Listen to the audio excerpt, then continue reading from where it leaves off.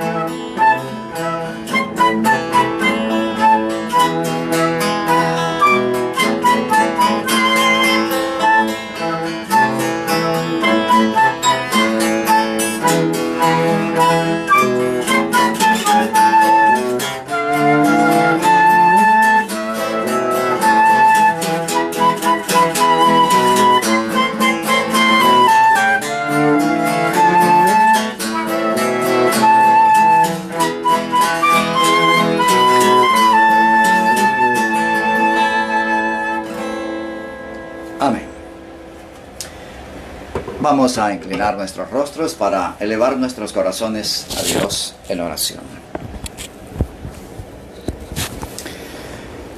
Eterno y soberano Dios, venimos ante ti en este momento para darte gracias por el privilegio que nos concedes una vez más de reunirnos a través de este medio para analizar, profundizar en la luz de tu verdad en esta epístola a los Romanos.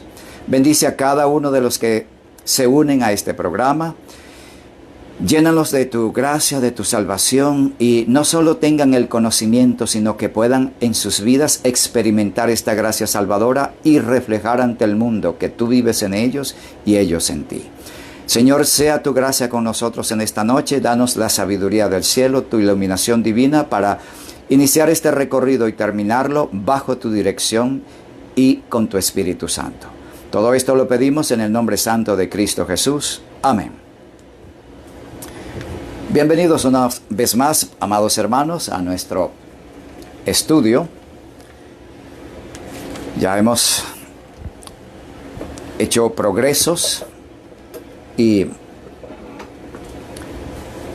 indudablemente hay conceptos, hay ideas que han sido clarificadas y que ya pueden manejarse de mejor manera para una comprensión más apropiada, más clara de este tema, la justificación por la fe. Bien, continuamos en el capítulo 6 y ayer nos detuvimos en el versículo 6. Sabiendo esto, que nuestro viejo hombre fue crucificado juntamente con él, para que el cuerpo del pecado sea destruido, a fin de que no sirvamos más al pecado. Anoche hicimos un cuidadoso y detallado análisis de este versículo para concluir que el cuerpo de pecado es ese conjunto de pasiones, sentimientos, emociones y apetitos físicos incluso, que pervertidos, depravados a causa de el uso inapropiado del egoísmo, se convierten en una expresión y una forma de pecado. O, como el apóstol lo plantea, el cuerpo de pecado, el cuerpo que da forma concreta, material, a las acciones de pecado. Porque el odio induce al crimen, la envidia conduce a la codicia, y así sucesivamente podemos enumerar todas y cada una de esas pasiones que por el aberramiento, la deformación, se convierten en el cuerpo de pecado. El versículo 7 dice: porque el que ha muerto ha sido justificado del pecado. Claro, esto tiene todo el sentido cuando se entiende el texto que hemos ya analizado, el versículo 6. Porque si el cuerpo de pecado, es decir, esas pasiones, sentimientos, todo esto que ya hemos mencionado, ha muerto, entonces ya el pecado no tiene ninguna forma de expresión, ninguna forma de manifestación a través de mi persona. Porque los apetitos están ahora plenamente controlados por la presencia, poder y gracia del Espíritu Santo en mi vida. Así que ya las depravaciones o los apetitos pervertidos como el comer en exceso o lo opuesto, que también es un problema en la actualidad, o simplemente tomar drogas para aumentar volumen de músculos y convertirme en un pavo real exhibiendo mi musculatura, todo eso es cuerpo de pecado. Cuando eso ha muerto, cuando ha dejado de existir, entonces ya no hay expresión de pecado, actos de pecado, porque ha muerto. Por eso el apóstol señala con toda certeza, leemos de nuevo, porque el que ha muerto, el cuerpo de pecado ha sido destruido. Jesús lo plantea: si alguno quiere venir en pos de mí, niéguese a sí mismo, tome su cruz y sígame.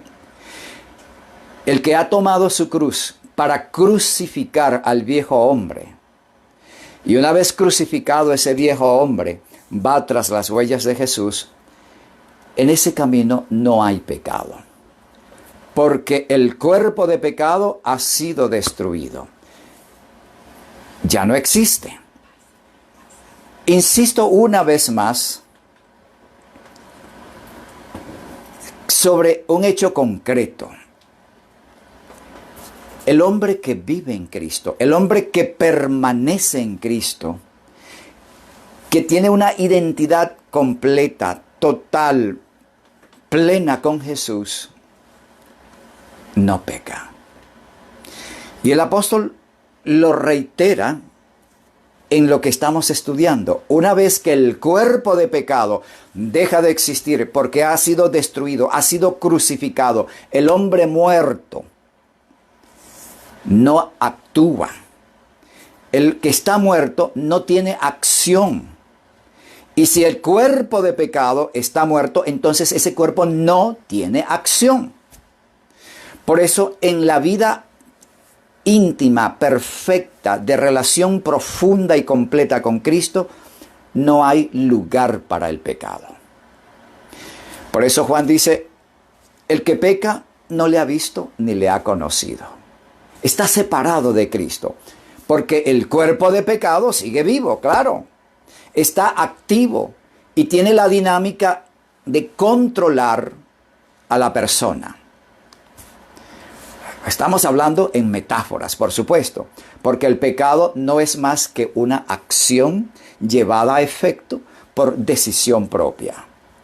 Pero para que lo entendamos, una vez muerto el cuerpo de pecado, ya el pecado, no puede tener expresión, no existe. Pero vuelvo sobre el punto que mencionaba en unas clases anteriores. ¿por qué la persona puede volver a caer? De hecho, primera de Juan 2:1, el apóstol hace un llamado y presenta una promesa. Hijitos míos, estas cosas os escribo para que no pequéis. Y si alguno hubiere pecado, abogado tenemos para con el Padre, a Jesucristo el justo. La intención directa del plan de Dios es que no pequemos. Hijitos míos, estas cosas os escribo para que no pequéis. Pero la parte restante del versículo deja una puerta de posibilidades. Si alguno hubiere pecado. Implica que es posible, aún después de haber conocido a Jesús, caer en pecado. No estamos exentos de eso. Pero ¿cuál es la causa?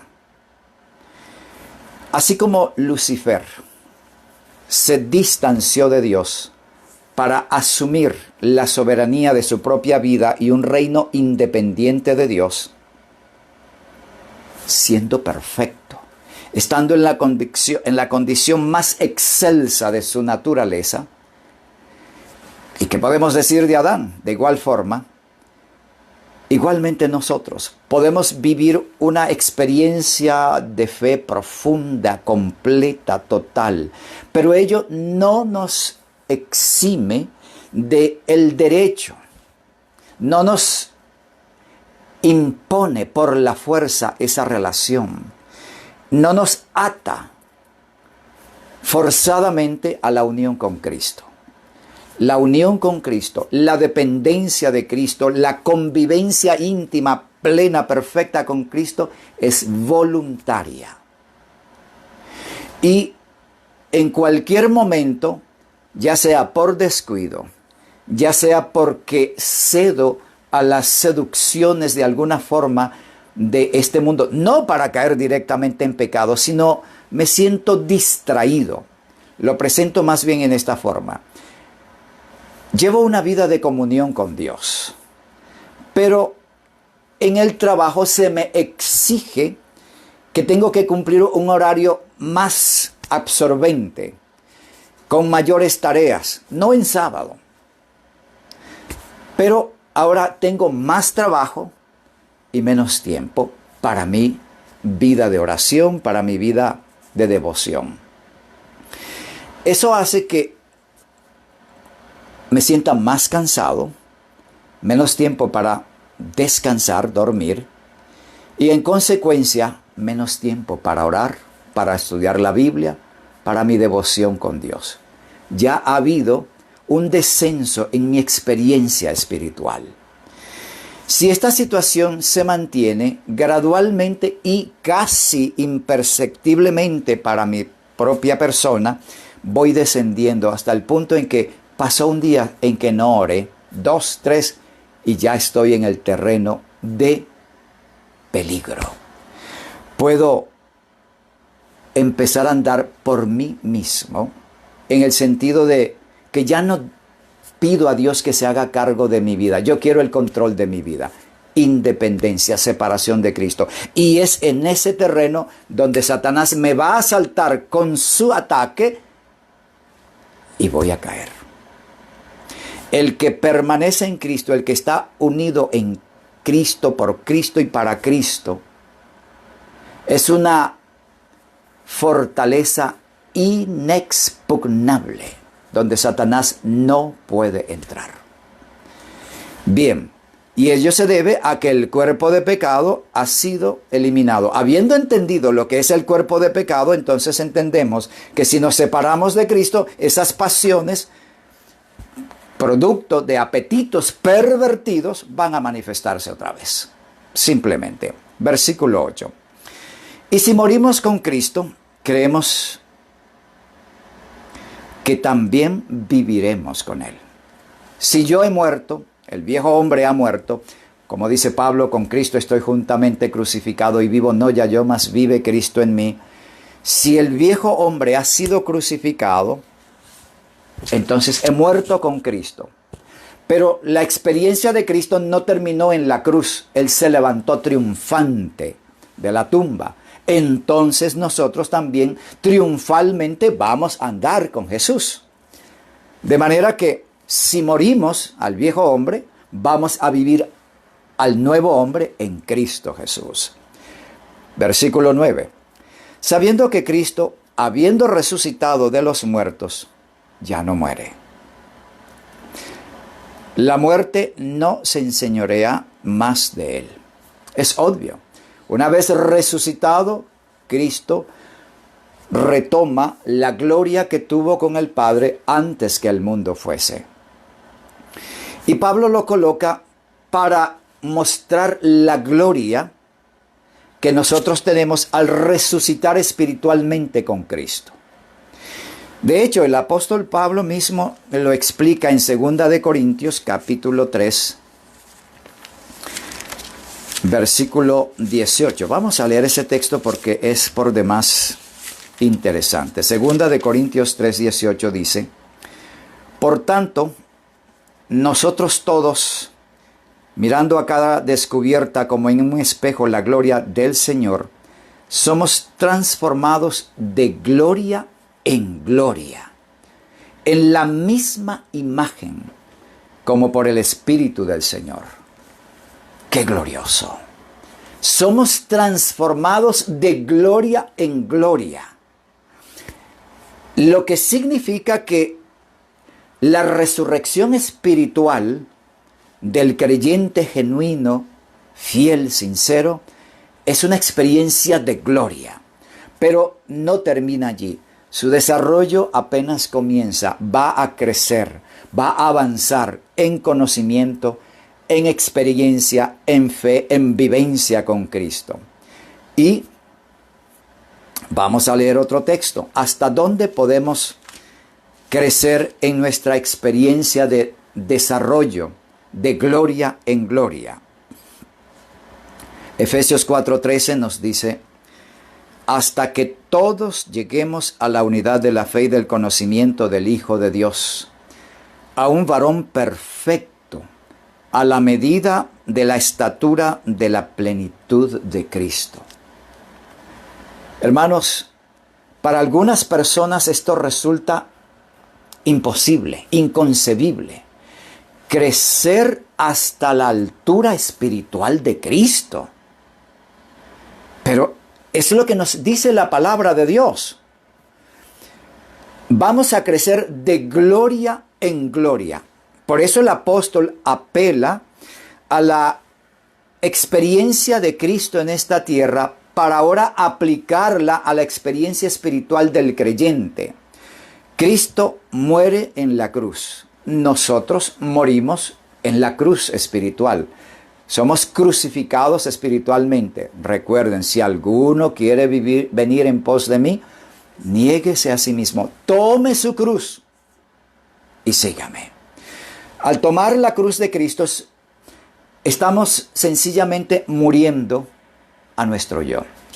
Y Lucas nos dice, añade a esas palabras que cita Mateo, añade cada día, tome su cruz cada día.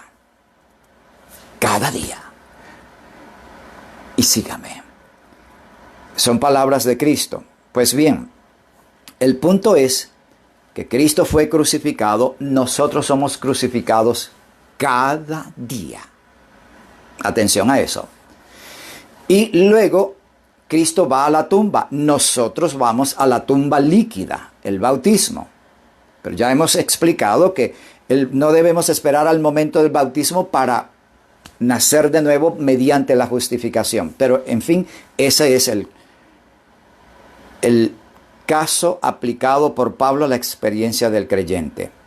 Cristo va a la tumba, nosotros vamos a la tumba líquida del bautismo. Cristo se levanta triunfante al tercer día, nosotros nos levantamos para andar en nueva vida.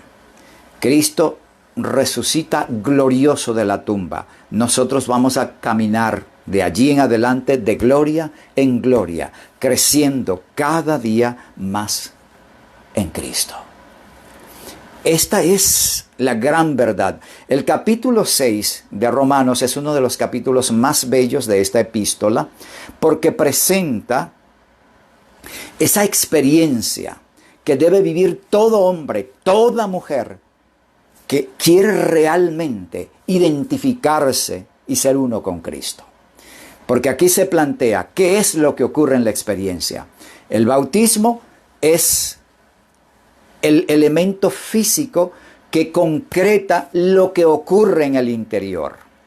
Así que hay dos aspectos. La experiencia interior, muerte, resurrección en Cristo, resurrección espiritual, el perdón de los pecados, la crucifixión del viejo hombre, el ser vestidos de la justicia de Cristo, y todo eso tiene lugar interiormente. Y luego lo materializamos, lo concretamos, lo testificamos, lo confesamos abiertamente ante el universo, ante los ángeles, en las aguas bautismales. Y todo ello tiene su parte correspondiente en la persona, en la vida, en la experiencia de Cristo. Cristo va a la cruz donde muere su humanidad. El cuerpo humano de Cristo murió. 3 días en la tumba y luego se levanta glorioso, triunfante.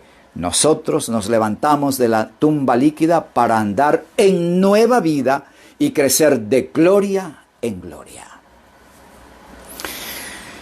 Continuamos aquí. Una vez entendido esto, seguimos. Porque en cuanto murió, al pecado murió, una vez por todas.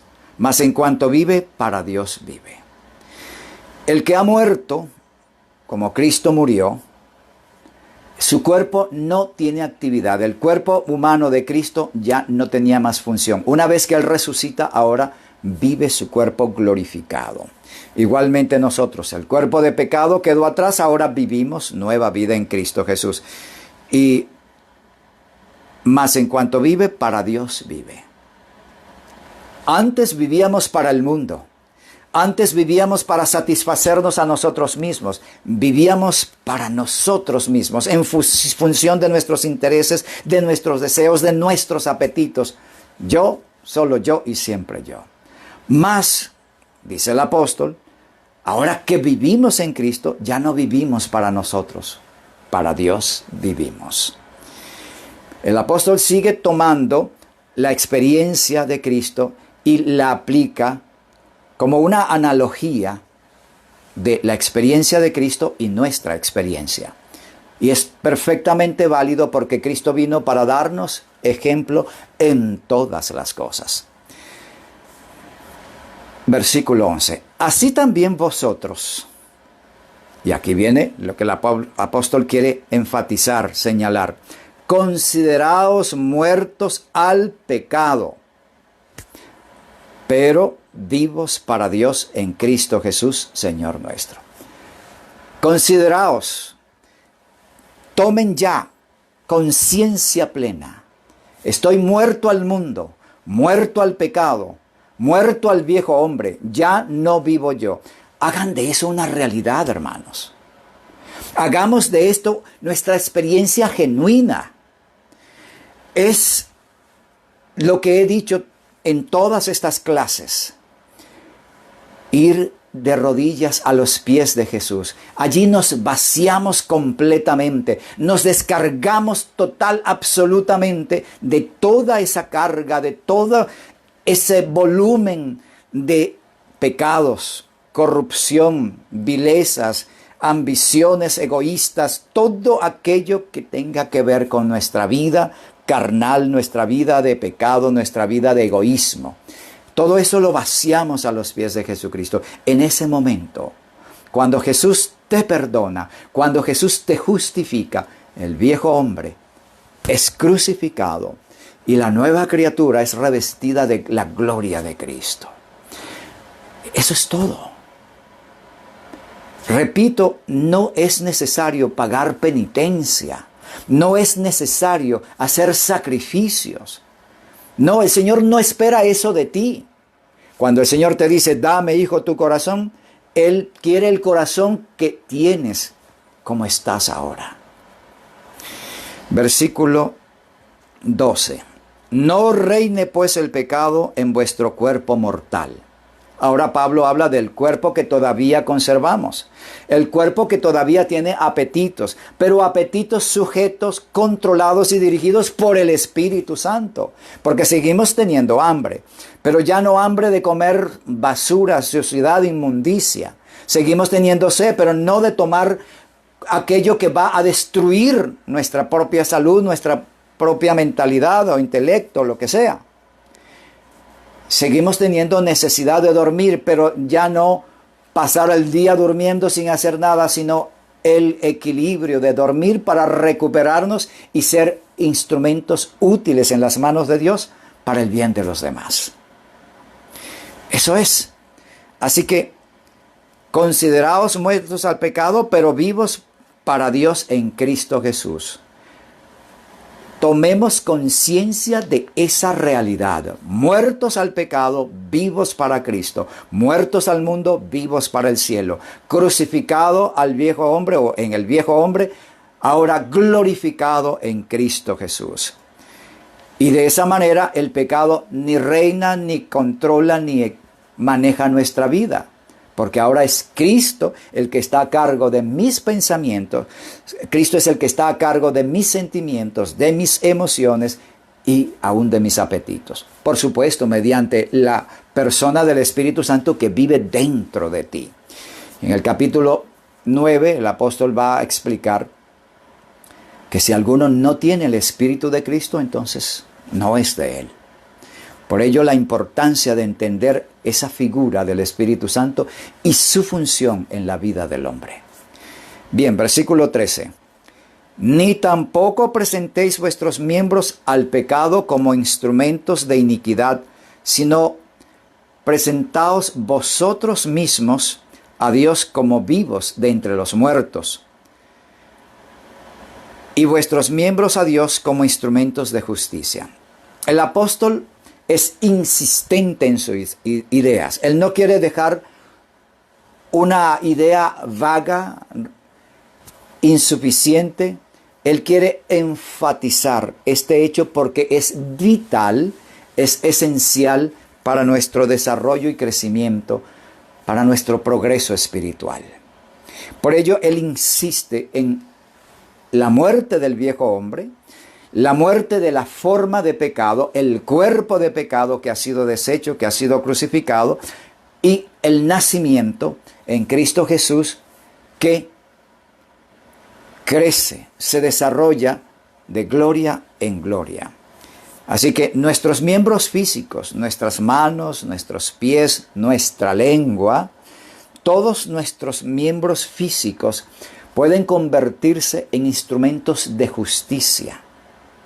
Porque si antes usábamos nuestra lengua para hablar solo de Cristo, y para edificar y levantar al decaído, para transmitir mensajes de ánimo, de esperanza, de verdad salvadora. Y tus manos ya no van a ser usadas para golpear a alguien o para robar, ahora se va a utilizar para dar al necesitado y socorrer al que lo requiera. Tus miembros son utilizados para la justicia. Versículo 14. Porque el pecado no se enseñoreará de vosotros, pues no estáis bajo la ley, sino bajo la gracia. Ok. Ya hemos aclarado, el pecado no se enseñoreará de vosotros, porque el cuerpo de pecado está muerto y el pecado, siguiendo con la metáfora, no tiene cómo darle expresión a su ser.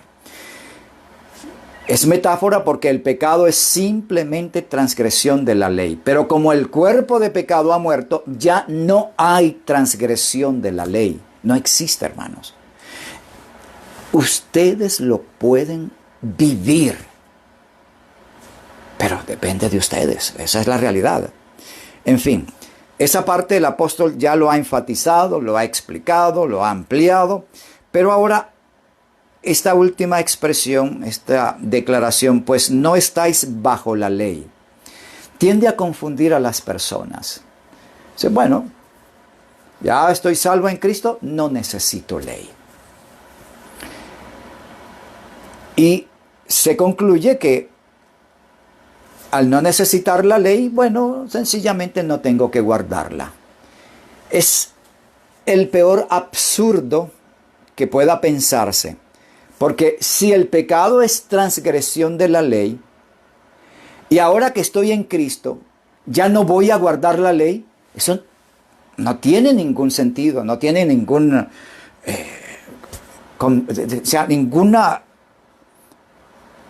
inteligencia, razón en eso. Pensemos con cuidado en lo que eso implica. Sí, por ser salvo, por ser justificado por la fe en Cristo, entonces ya la ley no tengo que guardarla. Vean bien, la justificación me ha llevado a la libertad para pecar, porque la transgresión de la ley se define categóricamente como pecado. Lo que están diciendo estos que afirman que una vez justificado, una vez en Cristo, ya no necesitamos la ley queda excluida, entonces están afirmando que hay libertad para pecar. Esa es la realidad. Y de hecho, se concreta materialmente en la transgresión del cuarto mandamiento. No necesitamos guardar el sábado porque eso era para los judíos. Ya allí se concreta. No se mata, no se roba, ¿ok? Pero al transgredir el sábado están dándole libre expresión a una afirmación totalmente carente de, no solo de principio de base bíblica, sino incluso de la lógica más elemental. Bien, pero ¿y entonces qué significa? Ya no estamos bajo la ley, sino bajo la gracia.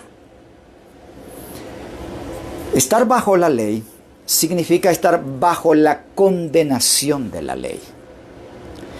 La ley se me aplica con todo su peso cuando yo estoy en oposición a ella, transgrediéndola, desobedeciéndola, incumpliéndola, etc. El peso de la ley me condena. Esa es una forma. Pero hay otra forma en que se está bajo la ley. Cuando se coloca a la ley como el agente de justificación o el Salvador. Cuando yo hago de la ley mi Salvador y pongo en ella mi confianza para ser salvo y dependo de la ley para ser salvo, entonces estoy bajo las demandas de la ley que me obligan a cumplir todos y cada uno de sus preceptos sin fallar un ápice en ninguno de ellos, porque he puesto a la ley por encima de mí como mi Salvador y estoy bajo sus demandas directas, concretas, que me obligan porque ese es mi Salvador. Pero ¿y acaso no estoy obligado a guardar la ley? ¿O no obligado? Entonces tengo licencia para pecar. No. No es así. Vamos a entender el sentido correcto.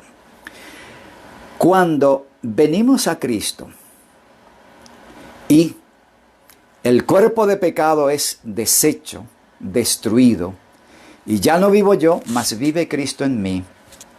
Cristo es la encarnación de la justicia expresada en la ley. Ahora, esa justicia encarnada en Cristo Jesús está dentro de mí. Y la ley, en la persona de Cristo, forma parte de mi ser, y ahora mi vida, motivada, inspirada, movida por Cristo, no es más que la proyección, la materialización de todos los principios divinos de la ley. Sin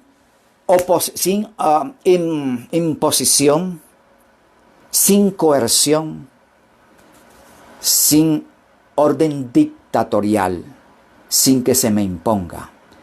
La obediencia a la ley se convierte en algo espontáneo, algo natural, algo que fluye de mí porque forma parte de mí. La ley está en mí, está escrita en mi corazón. La ley es parte esencial de mi ser. Así que la obediencia a la ley ni siquiera la pienso. Surge de mí, porque ya no vivo yo, vive Cristo en mí. La obediencia a la ley se expresa de manera espontánea, natural, simple. Vivo la ley porque soy parte de ella y ella parte de mí. Porque ya no vivo yo, vive Cristo en mí. Por eso no es una obediencia ni forzada, ni obligada, ni impuesta, de ninguna de esas formas. No, es natural. Se proyecta a través de ti, proviene de ti, de manera, insisto, natural y espontánea. Por eso el creyente que ha nacido de nuevo no tiene ningún problema con la ley de Dios. No tiene problema con los principios de la iglesia que establecen que las hermanas, por ejemplo, deben vestirse con modestia, sin desnudez. ¿Por qué una mujer quiere exhibir sus piernas? Porque quiere que vean lo elegante, lo bonito de esas formas y lo atractiva que es. ¿Por qué quiere exhibir su busto? Porque ella quiere que vea que tiene una figura magnífica, que es bella, quiere llamar la atención. ¿Quién vive allí? ¿Quién reina en ese cuerpo, en esa persona? El yo. Y Cristo está lejos. Ese es el caso. Pero esa mujer que ha nacido en Cristo ya no se ve a sí misma. No es que va a andar desaliñada y sin ningún tipo de arreglo. No. Ella se arregla para Cristo. Pero Cristo no quiere que ella viva exagerando su belleza con maquillajes, con aretes, con collares, con adornos externos. Cristo quiere que el adorno de ella sea el hombre, el ser interior, ese carácter transformado a la imagen de Cristo que hace realmente bella y atractiva a cualquier persona que lo posea. Esa es la belleza del cielo. Y esa belleza es realmente atractiva, no para pasiones carnales, corruptas, sensuales, sino para la elevación espiritual.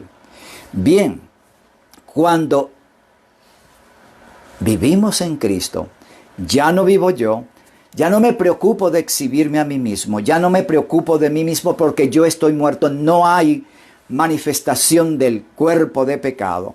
Ahora es Cristo el que se manifiesta. Entonces, la obediencia es natural, la obediencia es espontánea. Repito, sin imposición. Y quiero añadir todavía algo más. Ese tipo de obediencia no es tampoco por temor. No tengo que guardar los principios de la iglesia porque si no el pastor me pone en disciplina. No. La obediencia del hombre que ha nacido de nuevo no es por temor al qué dirán, por temor al pastor, por temor a la disciplina, por temor a alguna sanción o castigo. No, eso no existe. Es una obediencia que se genera porque el amor de Cristo reina en el interior y eso es lo que se expresa. Tampoco es una obediencia producto de algún interés. Bueno, yo quiero ocupar el cargo de director de iglesia o de anciano de iglesia y voy a convertirme en un dechado de la grey en cuanto a conducta, santidad y justicia para ganarme esas posiciones, esos cargos en la iglesia. Esa obediencia también es egoísta y no responde a los principios establecidos por Dios en su palabra. Igual, es el hombre carnal, es el cuerpo de pecado en acción. Cristo está lejos de allí. La obediencia del hombre nuevo no es por ambición, no es por interés carnal de algún beneficio, de algún objetivo de este mundo. Esa obediencia es por amor. Definitivamente es la obediencia que el cielo acepta, la única que aprueba Cristo y la única que se produce cuando Cristo vive en ti, cuando Cristo está en tu vida. Amados hermanos, esto es lo que significa estar bajo la ley. Estar bajo la condenación porque el hombre de pecado está activo y en ejercicio de su corrupción. O cuando se ha colocado la ley como el Salvador para hacer de ella mi justificación o mi salvación. En ambos casos estamos bajo la ley. Pero ya no estamos bajo la ley. No estamos bajo esa forma de religión. Lamentablemente hay quienes la han adoptado y el resultado es un fracaso total. Estamos bajo la gracia, bajo ese poder celestial que se confirma, no quiero decir se confirma, se convierte en el motivo de mi existencia, el Espíritu Santo.